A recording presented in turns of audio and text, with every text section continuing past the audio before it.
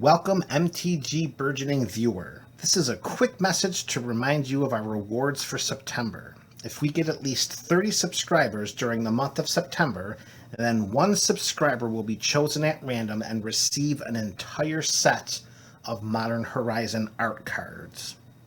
Also, any subscriber who comments on every MTG Burgeoning video during the month of September will become eligible for the October Pack Wars. On October 1st, a list will be compiled of all subscribers that commented on every MTG Burgeoning video released during September. From this list, one subscriber will be chosen at random to participate in the October Pack Wars for free.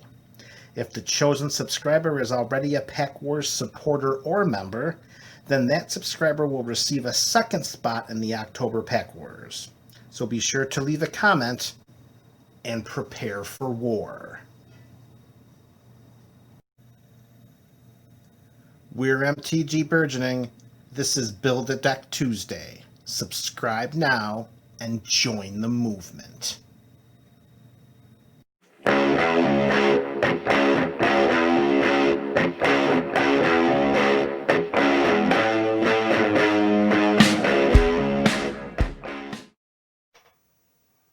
Hello Burgeonites, welcome back. It is Build-A-Deck Tuesday, and this is our last installment of our Zaxara the Exemplary deck. I did have the opportunity to play test the deck over the past week. I squeezed in 9 matches, some of which were 3-player contests and some of which were 1v1. And to get a very detailed look at those results, you can click on the tappedout.net link below and take you right to that page where we go into a much greater detail as to how each game transpired during those 9. But here's some quick statistics on those games.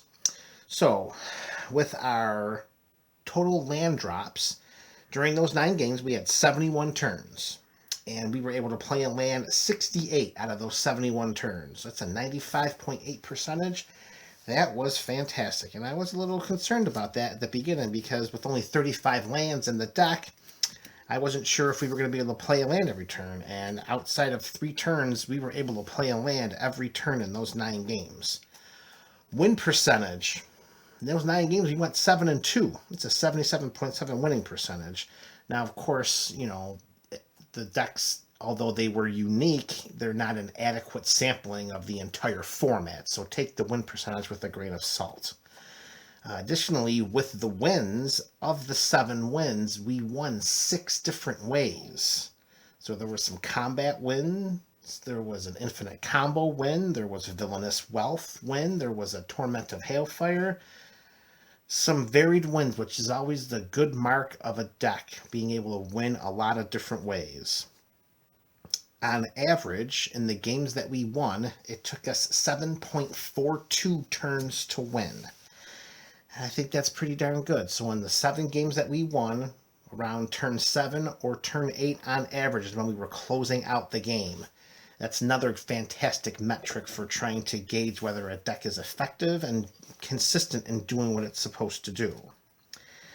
So for the card evaluation, there was a chunk of cards that throughout the entire 9 games I didn't draw one time. So it's irresponsible to say that all of the cards gelled in the deck because I didn't draw every single one of them. Quickly, however, here's a quick rundown of the cards that did not make an appearance in any of those 9 games.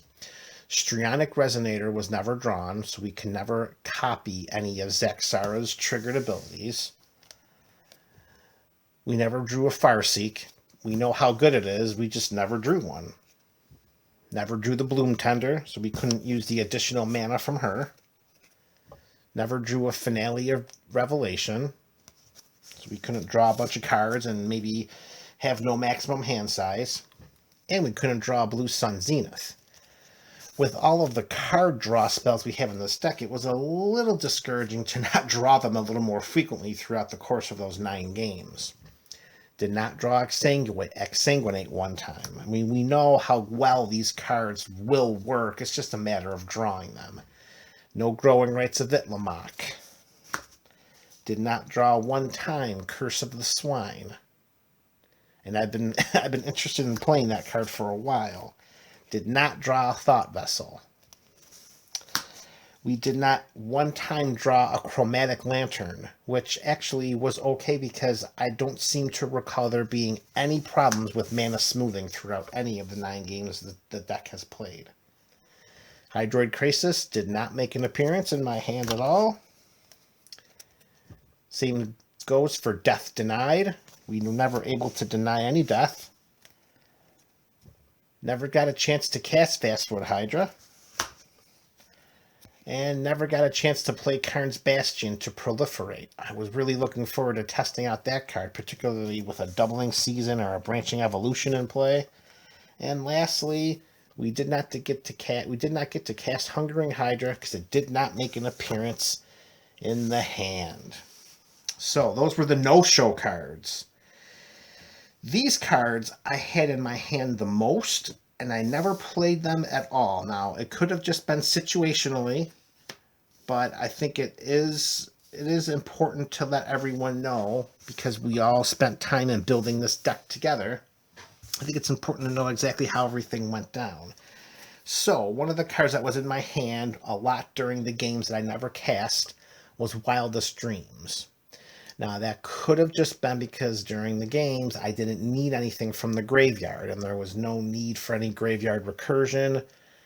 I'm not saying that I didn't cast it because I didn't want to cast it. Perhaps it's just a situation the game didn't call for it at the time it was in my hand, which is also the same for Kruphix, the God of Horizons. The times I had Kruphix in my hand to invest the 5 mana, I was doing other things with those turns. So Kruphix is definitely a card I want to keep my eye on, just to make sure that there's no preconceived bias against him and that he actually does present some sort of value. And the third card I had in my hand, surprisingly, that I never cast once was a Profane Command. Especially with the various modes being important, with fear to give our creatures evasion, and to have someone lose X life and to get rid of a creature. I think that was more situational than anything else. So Profane Command, Kruphix, God of Horizons, Wildest Dreams. Not saying I didn't enjoy having them, not saying I chose deliberately not to play them, just calling it as it is. They were in my hand multiple times. I did not cast them during any games. All right, so for our next category, a couple of cards that, one of which I'm really on the other side of the fence, and the other didn't really do anything while we had it in play. So let's start with the one we're unsure about, and that's with the Ozolith. So in multiple games, I did have this in play, but unfortunately, I never had any creatures leave the battlefield in order to put any +1/+1 counters on it. I mean, the artifact only costs 1, so it's not like we're investing a great deal of resources into casting the spell and keeping it on the battlefield. Again, it may have just been situationally, not saying we're going to take the Ozolith out, but it is something to mention. And here's a card I'm really unsure about as we move forward, to the point where I may want to take one of our maybe board cards or sideboard cards and swap that in for a Gelatinous Genesis. So let's talk about this card for a little bit. So for XX and a green, we create XX green ooze creature tokens. So how this is hurting us a little bit is that they don't come in with +1/+1 counters. So Doubling Season, Corpse Jack Menace, Simic Ascendancy, Branching Evolution have absolutely no effect on Gelatinous Genesis. And there were multiple times during the games that I played that I cast this spell. I cast the spell a lot during those 9 games. And the expectation initially, before I really was immersed with what the card actually does, was the expectation of having these +1/+1 counters come in, double, quadruple, maybe even go further than that. And that just wasn't the case because they come in as XXs. They're not getting +1/+1 counters.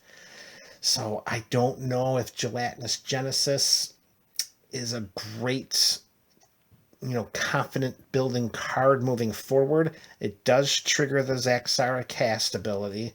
So that is something, but without having the +1/+1 counters in a deck that wants to do things like utilize Karn's Bastion for +1/+1 counters, maybe get something going on with the Ozolith and all the ways in which we can double and take advantage of +1/+1 counters.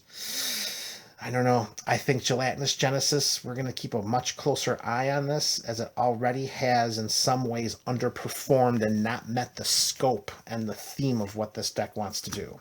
So I definitely want to share that with the audience, that Gelatinous Genesis may be one of those cards on the way out. All right. So, finally, the last listing of cards. These cards, they were performance all-stars. They came in, and whether they were expected to do so or they were surprising, they came in and they did a fantastic job in smoothing out the deck and ramping up the deck and getting us to where we want to go. And I want to take a moment to just point out those cards. Clearly, some of them are like, oh yeah, really, no kidding, those are good. But there are a couple other sneaky good ones here too. Colonian Hydra comes in with this 4 +1/+1 counters, and then when it attacks, we double the number of +1/+1 counters on each creature we control. And here's another example in a game I was playing where I had cast a Gelatinous Genesis and had multiple green ooze creature tokens. They did not have +1/+1 counters on them. Colonian Hydra would have doubled them if it were something else. So this is another one of those interactions where the Gelatinous Genesis just didn't perform as strongly as a Colonian Hydra would like to see. But that Hydra was a definite all-star in the game. Next, Primeval Bounty. This, oh boy, I can't even begin to describe the work that this enchantment does. Pretty much anything you do, any spell you cast, or whenever you put a land into play, any spell you cast is getting you something. If it's a creature spell, you're getting a 3/3 green beast creature token. And if you have a doubling season in play, that doubles. If you're casting any non-creature spells, and we have more non-creature spells than creature spells, we're putting at least 3 +1/+1 counters on target creature we control. Primeval Bounty was an awesome enchantment for this deck. It did some great work in those games that I played. And here is another, well, duh moment of how good a card is. But, a Lightning Greaves in play with creatures that come into play that we want to use right away, like a Colonian Hydra, like a Selvala, Heart of the Wilds, like Zaxara, having the ability to equip Lightning Greaves for 0 onto those creatures and give them haste and shroud. Unbelievably powerful. Speaking of which, with a little foreshadowing, Selvala, Heart of the Wilds, and you really don't need me to tell you how amazing Selvala is. Just her green and tap for adding X mana in any combination of colors to our mana pool, where X is the greatest power among creatures we control. Just that in and of itself is an amazingly powerful feature of this card in this deck. And honestly, her other ability I may have missed during some of the games, that whenever a creature enters the battlefield, its controller may draw a card if its power is greater than each other creature's power. Honestly, in reviewing that now and thinking back, I might have missed a trigger or two when I had Selvala in play, because I was just so enamored with turning her sideways and getting all of that mana for those big X spells. Another really department, the Walking Ballista. There was a game where we were able to cast a Walking Ballista for, I don't even remember how many hundreds or thousands of +1/+1 counters. I think it was when we put the Pemin's Aura on Zaxara on like turn 4 or 5, when our opponents were completely tapped out, dropped down the Ballista with an infinite amount of mana, and the game was just over. But you don't need me to tell you how good Walking Ballista is. This is just me sharing with you exactly how good it was. Speaking of game-ending spells, Villainous Wealth. Boy, does this Sultai Sorcery do some great work in this deck. Just the spells that we can take off from our opponents' libraries, just great. But again, I'm not breaking new ground here or reinventing the wheel. Unbound Flourishing. In the very first game, I think it was the very first game, I tutored for, on turn 2, I tutored for the Unbound Flourishing because it was definitely a card I wanted to get into play as soon as possible, even prior to casting Zaxara. And with Unbound Flourishing in play with Zaxara, boy, does that get out of hand with every single X spell we cast, because either we're doubling the number of X if it's a permanent spell like a Hydra or a Gadwick the Wizened, but if we're casting an instant or sorcery spell, we're getting an additional spell. Unbound Flourishing is another great card in this deck, and it definitely performs strongly. Alright, this brings us down to our last 2 cards.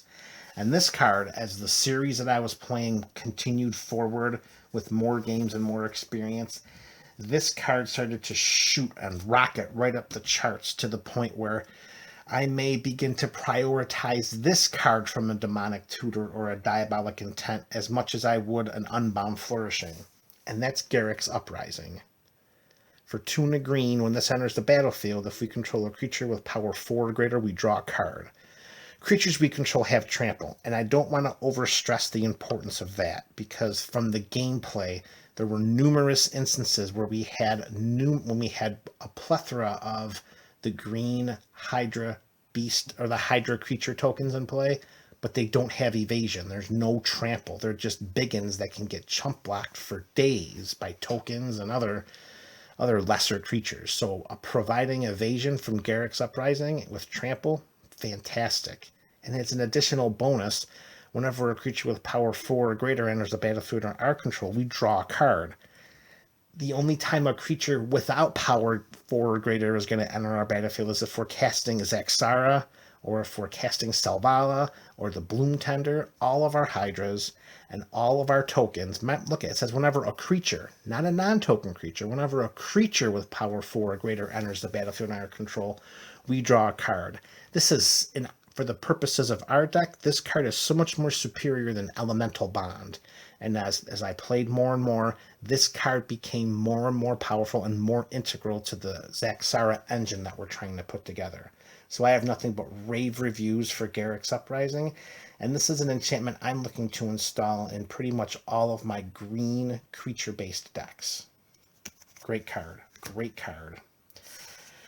And that brings us to our last card of this playtesting or gameplay experience.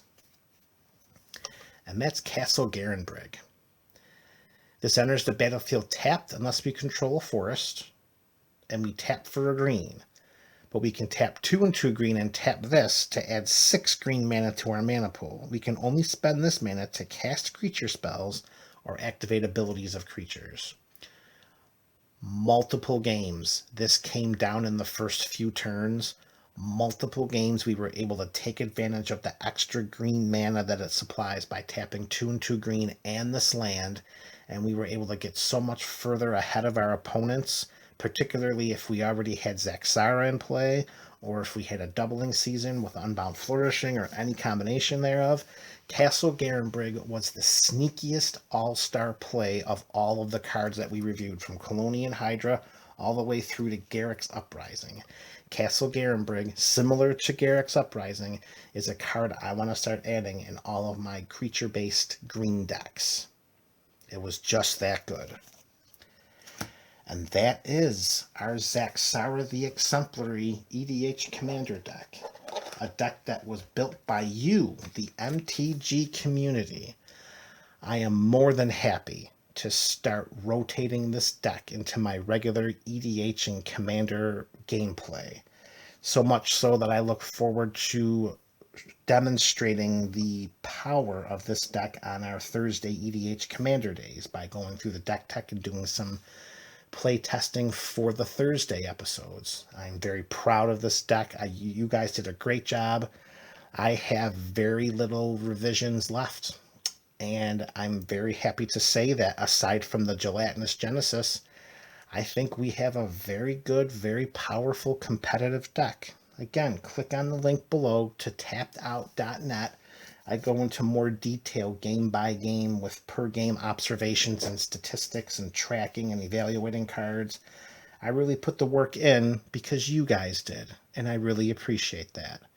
Thank you for being a viewer. Thank you for being a subscriber.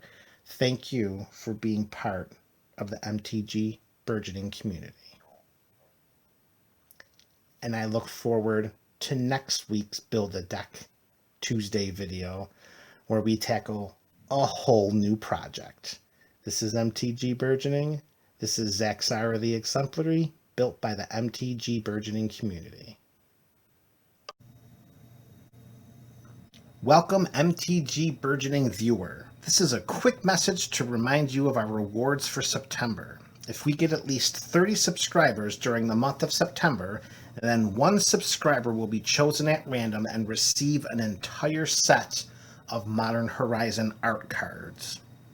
Also, any subscriber who comments on every MTG Burgeoning video during the month of September will become eligible for the October Pack Wars.